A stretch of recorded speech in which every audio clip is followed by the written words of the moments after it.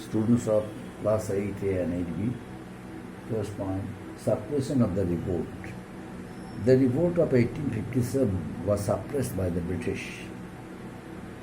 The British realized that the sepoys of India were treated harshly by the wrong policy introduced by them. And it was due to a reason. The situation was beyond control and the British decided to suppress the revolt of 1857 by hook or by crook. That's why the British headquarters, East India Company, England, supplied enormous armaments and financial support, and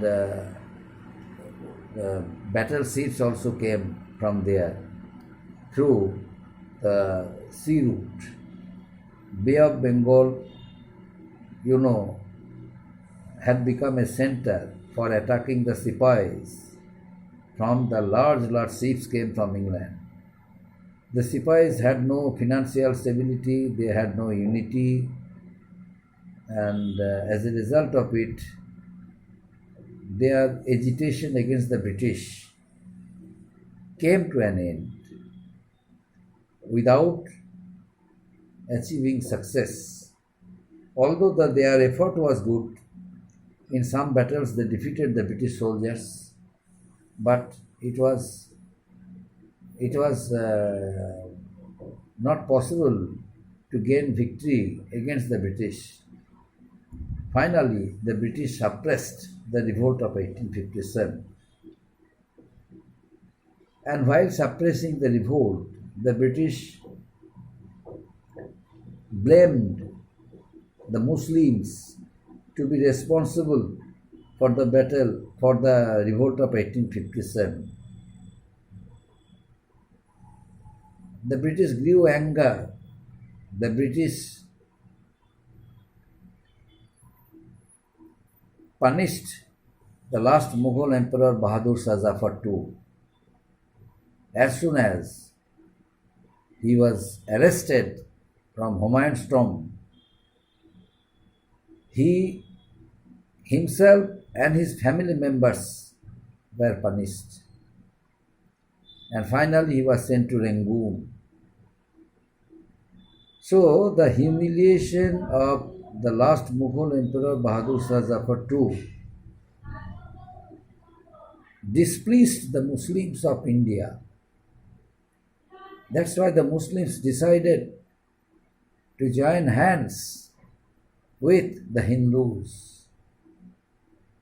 And next one, causes of the defeat of the sepoys. What were the causes?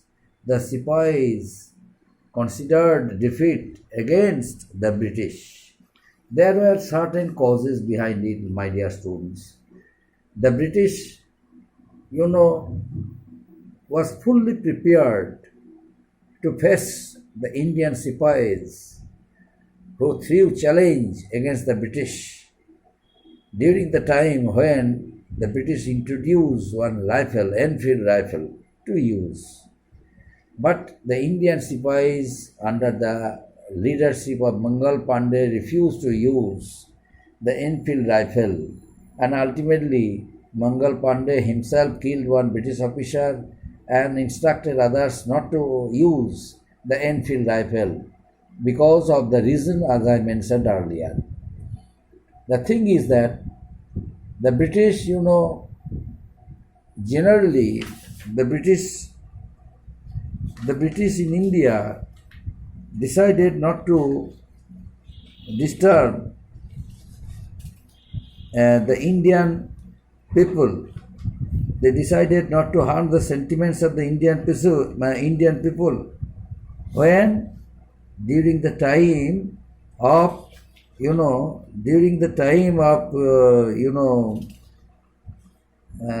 after the suppression of the Sepoy Mutiny of 1857. And now question is, how did the British achieve success? How was it possible for the British to suppress the revolt of 1857? In which way? As I told you earlier, huge armaments supplied for them from England, and many soldiers came from England and joined the British Army in India. But in the first place, it is agreed on all hands that Sipais could not form a concerted general plan or a central organization to lead the movement. The Sipais had no plan. Secondly, the leadership of the English. The leadership of the English was far superior to those of the Sipais. And the leadership of Lawrence Havelock Edwards, who led the battle, led the Sepoy Mutiny of 1857, and set example of superior leadership.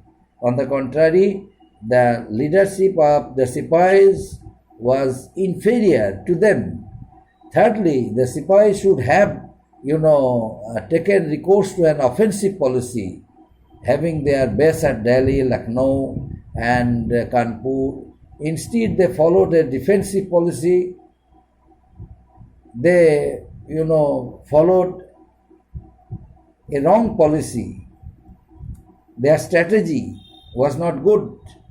Fourthly, the English were successful in securing the help and cooperation of all the feudal lords except the Rani of Jhansi, the Begums Hazrat Mahal, Nana Sahib of Kanpur, and Bahadur Shah Zafar too, Mughal emperor, and most of the zamindars, landlords, most of the people of India, they were inactive, and besides, Dost Muhammad in the northwestern frontier indirectly lent support to the English by remaining neutral. So many Indian zamindars, landlords, they remain neutral. Fifthly, the English, use technically advanced military equipments, whereas the Sipais depended on their old muzzle leaders and old muzzle, rifles, what they, they had stolen. And sixthly, the English could easily establish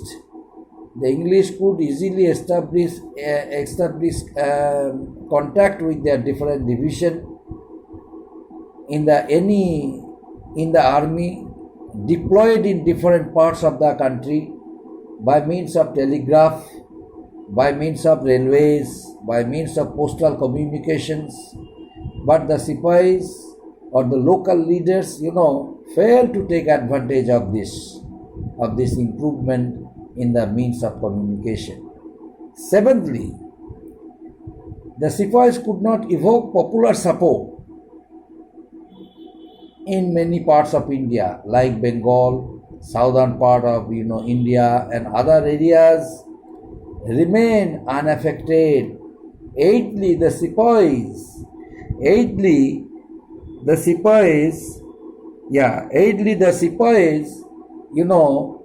could not evoke popular support in many parts of India, like Bengal, southern part of India. The Sipais failed to disconnect the supply of men and arms and ammunitions from the Punjab to Delhi, or to stop the movement of troops from Calcutta to other parts of India. Ultimately, the Sipais failed to achieve success. And finally, mention should be made of the limitations of the leaders of the mutiny. Bahadur Shah, an old man, was proposed to be the leader of the Sipais, was devoid of political and military experience. Nana Sahib also had no political or military experience. The Rani of Jhansi had the courage, but as a military leader, she was not successful. Tatia Topi or Kanwar Singh's success was commendable, but could not create any serious setback. For whom? For the English. So, in spite of courage and military vigor, the leaders of the revolt of 1857 failed to drive out the English and reach their goal of independence, which still remain a dream too far away, too far off. And these are the important reasons the Sipais could not achieve success, and the revolt gained a special benefit from the Sipais of India, and the Sipais and the British Sipais gained special benefits from there by suppressing the revolt of 1857. Now, the significance of the revolt. What was the significance of the revolt? The revolt of 1857, it failed to drive, although it failed to drive out the English from India. What, with which aim they started the revolt? They failed to drive out the English from India. But the history of India, the mutiny became a memory of valor and sacrifice. And during the, Indian national movement, against the British, the Indian nationalist leaders were inspired by the contributions of the Sipais of 1857. The Indian leaders refrained from direct violent action against the British government, although these were few such instances which were exceptions. But the Indian leaders gave more importance to the liberal and democratic attitude of the British government than resorting to violent methods for the achievements of the independence. Their birthright, that means in their hand the sword became the Satyagraha under the leadership of Mahatma Gandhi, which was started later. Mahatma Gandhi adopted the policy of Satyagraha, non-violent method of Satyagraha. That will be discussed in class 10. When you will become the students of class 10, I shall discuss it anyway. However, it should not be, denied that the revolt proved to be turning point in the history of India.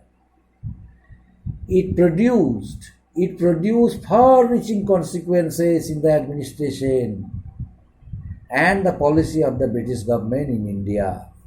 How? Because the British realized that the suppression of that revolt of 1857 would bring honor, would bring the same glory, same image of the British, what once they established by defeating Indian regional kingdoms and by establishing their rule in India. In the first place, the British Parliament passed an act known as the Act for the Better Government of India on the 2nd August 1858.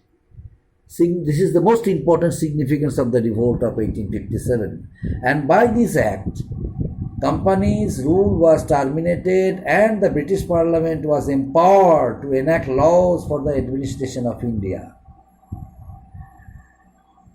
Henceforth, India was to be governed by one of the principal secretaries of the state, aided by a council of 15 members in the name of the British Parliament, or in the name of British Crown, not Parliament. According to some historians, this change was more formal than substantial, as the British Crown already established its hold on the company's affairs through the Board of Control.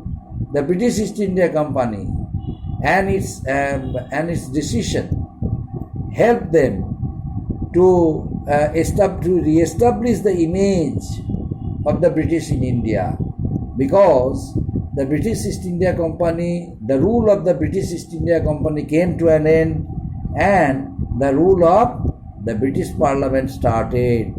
The rule of British East India Company came to an end under a circular of the British Parliament, and British Parliament took over the charge of Indian subcontinent, and by consulting or in consultation with the British Crown, it was decided. Secondly, Lord Canning declared this assumption of power by the British Crown by a proclamation known as the Queen's Proclamation as a Great Darbar held at Allahabad.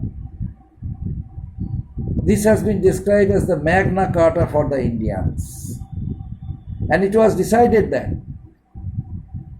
the British would get back all the territories of Indian princes, Indian zamindars, Indian rulers, which once they forcefully annexed, once they forcefully captured under their expansionist policies, the policy of subsidiary alliance of Lord Wellesley and the policy of, doctrine of lapse of Lord Dalhousie. Especially those rulers who did not join the Sepoy Mutiny of 1857, in order to give them some concessions, their territories were returned back to them. The territories which were captured, which were acquired under the terms of the Treaty of Versailles, under the terms of subsidiary alliance and doctrine of lapse, they were given special reward for not joining the Sepoy Mutiny of 1857. The British government decided to get back their territories for not joining the Sepoy Mutiny of 1857. And those who joined the Sepoy Mutiny, those zamindars, landlords, talukdars who joined revolt of 1857, their properties, their territories were confiscated by the British, and they were strictly punished. Besides, the proclamation made it clear that the British government would maintain an attitude of non-interference and tolerance in the religious belief and worship of the Indian people. This would be no discrimination. They decided that there should be no discrimination. There should be no discrimination or no discrimination of, race and creed in the appointment of the Indians in different services. In later years, our nationalist leader Gandhiji, Mahatma Gandhi, again and again quoted this part when he launched the Satyagraha movement, my dear students. The revolt produced far-reaching consequences in the management of the army. The army was thoroughly reorganized, and in subsequent years, the idea of division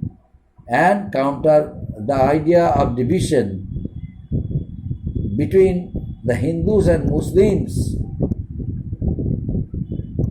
came in the minds of the British. Why? Because of the unity between the Hindus and Muslims. The unity between the Hindus and Muslims. The Hindu-Muslim unity encouraged the Sepoys to start the rebellion of 1857, the revolt of 1857. It was due to humiliation for the last Mughal Emperor Bahadur Shah Zafar II and his family. A large section of Indian Muslims strongly supported the stance of the Sepoys.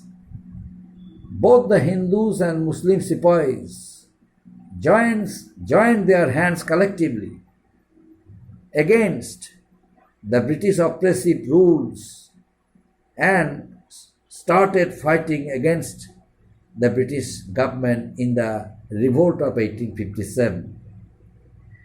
That's why the revolt of 1857, the British had to spend a lot of money in the process of suppression, and the British directly blamed the Muslims. The British directly blamed the Muslims to be responsible for the Sepoy Mutiny of 1857 and confiscated many properties of the Muslim zamindars who strongly supported the stance of the Sepoys. That's why the Sepoy Mutiny,